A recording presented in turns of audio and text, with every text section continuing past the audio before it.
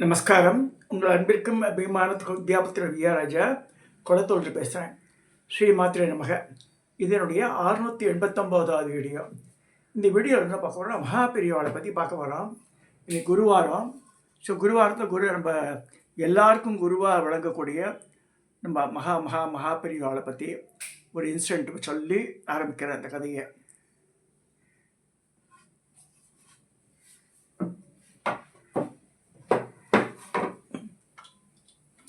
அதாவது மகாபெரிவா எப்படி ஒரு 50 ரூபாயை 50 கோடி ரூபாயை மாற்றினான்ற கதை இது.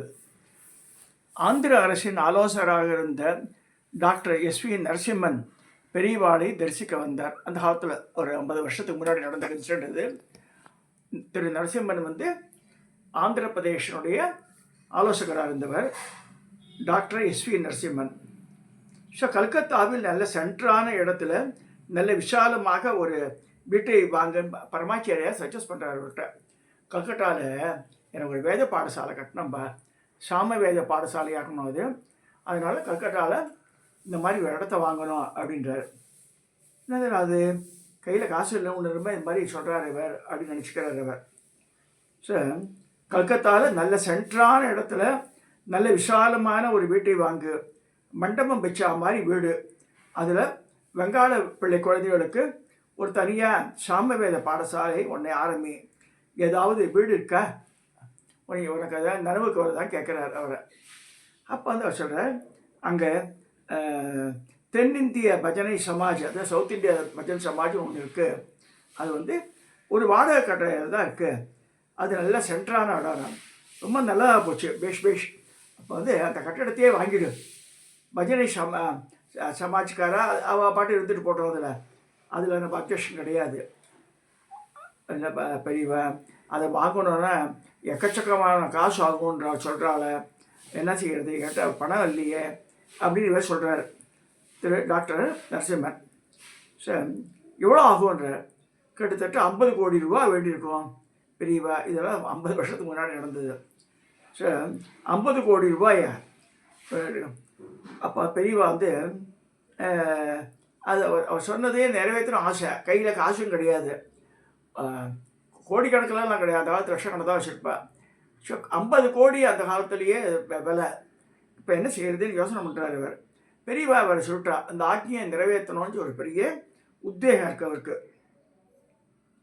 ஸோ சொல்லும்போது பணத்துக்கு என்ன செய்யுது பெரியவா, எனக்கு கவலையாகிடுறது. அப்போ என்ன சொல்கிறாருன்னா, எனக்கு கவலைப்படலையா, இங்கே வா நரசிம்மன், இங்கே வா சொல்ல நமக்கு நேரம் இங்கே கிளம்பு, மெட்ராஸ் போ.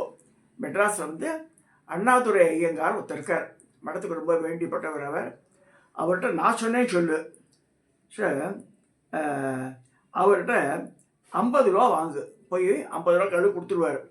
அது 50 கோடிக்கு சமானம். அண்ணாதுரை ஐயங்கார் கொடுத்தானா உன் காரியம் கட்டாயம் நடக்கும், சக்ஸஸ்ஃபுல்லாக ஆகிடும்ன்றார். பெரியவா சொன்னார், மெதுவாக எடுத்துக்க முடியுமா சொல்லிட்டு, சரி இங்கே நேரம் மெட்ராஸ்க்கு வரார். அண்ணாதுரை ஐயங்கார் போய் பார்க்குறார் அவர். சார் 50 கோடிக்கு 50 ரூபாயா பெரியவா சொல்லிவிட்டார் என்பதால் உடனே மெட்ராஸ் வந்தார். அண்ணாதுரை ஐயங்காரிடம் விஷயத்தை சொல்லி அவரிடம் முதல் பணமாக 50 ரூபாயை பெற்றுக்கொண்டு அன்றே கல்கத்தா போய் சேர்ந்துள்ளார் அவர்.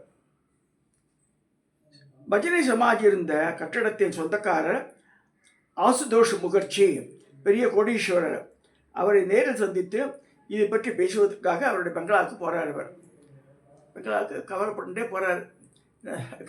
கையில் 50 ரூபா வச்சுருக்கோம், இவர் கோடீஸ்வரர், அந்த பில்டிங் இப்போ எப்படி கேட்கறது அப்படின்னு நினச்சிட்டு இருக்கும்போது அந்த நேரத்தில் இவர் உள்ளே நுழைஞ்சதும், வாருங்கோ வாங்கோ உங்களுக்காக காத்து கொண்டிருக்கேன் என்றார் ஆசுதோஷ் முகர்ஜி. இவருக்கு என்ன நம்மளுக்காக காத்துட்டுருக்கான்றார், அப்படி ஆச்சரியம். ஷோ அவருக்கு உட்காரத்துக்கு ஆசனம்லாம் கொடுத்தார், அவருக்கு பருகிறதுக்கு காப்பி டீ என்ன உடம்பை கொடுத்துட்றா. ஷோ அதை கொஞ்சம் ஆசுவாசப்படுத்திக்கிறார். அப்போ சொல்கிறார் அவர், ஆசுதோஷ் முகர்ஜி சொல்கிறார், நேற்று இரவு என்னுடைய கனவில் அன்னை மகாகாளி வந்தாள், நீங்கள் கொடுக்கும் பணம் எதுவானாலும் வாங்கி கொண்டு அந்த கட்டடத்தை கொடுத்து விடும்படி எனக்கு உத்தரவிட்டாள்ன்றார். நீங்கள் கொடுக்குற பணம் என்ன வந்தாலும் வாங்கிட்டு அந்த பில்டிங்கை கூட கொடுத்துட்டு சொல்கிறேன் அப்படி ஸோ உங்களுக்காக நான் காத்துட்டுருக்கேன்ற யார் ஆசுதோஷ் முகர்ஜி இவர்கிட்ட டாக்டர் நரசிம்மன்கிட்ட. ஸோ பெங்காலியில் மிகுந்த நெகிழ்வோடு கூறினார். திரு நரசிம்மன் மானசீகமாக பெரியவாளின் திருவடிகளை நமஸ்கரித்தார். என்ன லீலை இது, 50 ரூபாய்க்கு வாங்கி 50 கோடிக்கு எப்படி 50 ரூபா அங்கே 50 கோடிங்க. பெரியவா வந்து ரெண்டுக்கு ஒரு தரம் செலவு வச்சுடுறாரு. அது யார் கொடுத்தா பாருங்க, எங்கே போய் அண்ணாதுரை எங்கிட்ட போய் வாங்க சொல்லியிருக்காரு இந்த 50 ரூபாயை. ஸோ அப்போ நினச்சிக்கிறாரு, இப்போ நேராக மெட்ராஸ் போ, அங்கே அண்ணாதுரை ஐயங்கார்ட்ட 50 ரூபா வாங்கிப்பா, அது 50 கோடி பெரும்படி சொல்லிவிட்டு ஆசுதோஷ் கனவில் மகாகாளியாக வந்து உத்தரவையும் போட்டு இந்த 50 ரூபாயில் 50 கோடி அந்தர்தானமானது. பகவான் அழகிலா விளையாட்டுடையான் என்று மகான்கள் கொண்டாடுவார்கள். தனியாக செஸ் விளையாடுறது போல் பகவான் ஒரே ஒரு ஆளுக்கு செஸ் விளையாடினா அப்படி இருக்கும். அந்த மாதிரி பகவான் வந்து விளையாடுறார்.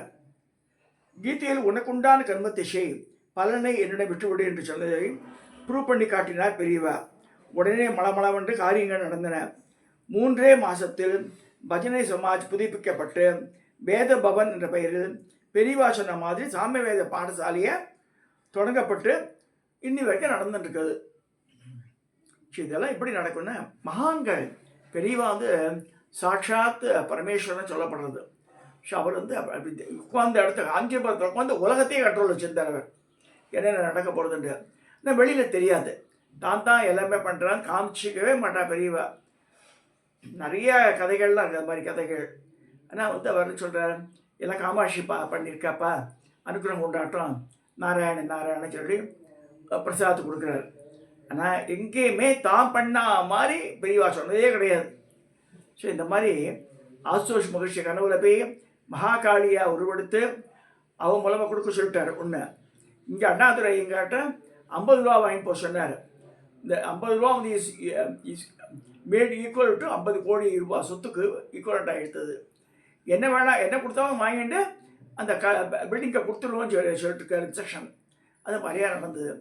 இந்த இன்சிடெண்ட்டை இந்த குருவாரத்தில் நான் ஷேர் பண்ணுறேன் உங்கள்கிட்ட. ஏன்னா வந்து இதெல்லாம் பாசிபிள் ப்ரொவைடட். அதாவது யார் சொன்னால் யார்கிட்ட சொன்னான்லாம் கணக்கு இருக்குது.